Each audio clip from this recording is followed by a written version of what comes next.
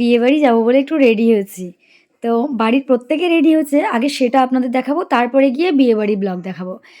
কেমন করে সেজেছি দেখুন। সুন্দর করে খুব সিম্পলের ওপর একটা মেকআপ করেছি। হালকা একটু মেকআপ।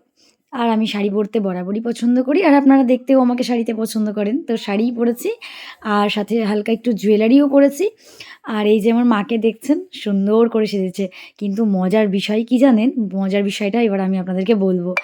বৌদির আর মায়ের যে শাড়িটা একটু নোটিস করবেন, দুজন কিন্তু শাড়ি আর ব্লাউজের দিকে এদিকটা একটু নোটিস করবেন তাহলে বুঝবেন যে দুজন একে অপরের শাড়ি অল্টারনেট করে পরেছে। যেটা বৌদি পরে রয়েছে সেটা মায়ের শাড়ি, আর যেটা মা পরে রয়েছে সেটা বৌদির শাড়ি। আর ব্লাউজটা হচ্ছে বৌদিরটা মা পরেছে, মানে বৌদির শাড়ির ব্লাউজটা মা পরেছে, আর মায়ের শাড়ির ব্লাউজটা বৌদি পরেছে।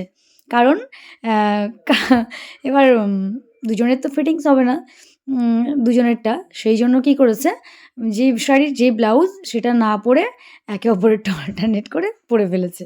এইরকম। দেখুন বৌদি যে শাড়িটা পরে রয়েছে এটা কিন্তু ওই শাড়ির ব্লাউজ এটা পরে রয়েছে। আর মা যেটা পরে রয়েছে সেটা। আর এই যে কি বলবো আপনাদেরকে, ক্যারাম খেলে এলো। ক্যারাম খেলতে গেছিল বন্ধুদের সাথে দিয়ে বাড়ি ফিরলেন মহারাজা। এই খুব তাড়াতাড়ি পরের ভিডিওতে দেখা হচ্ছে।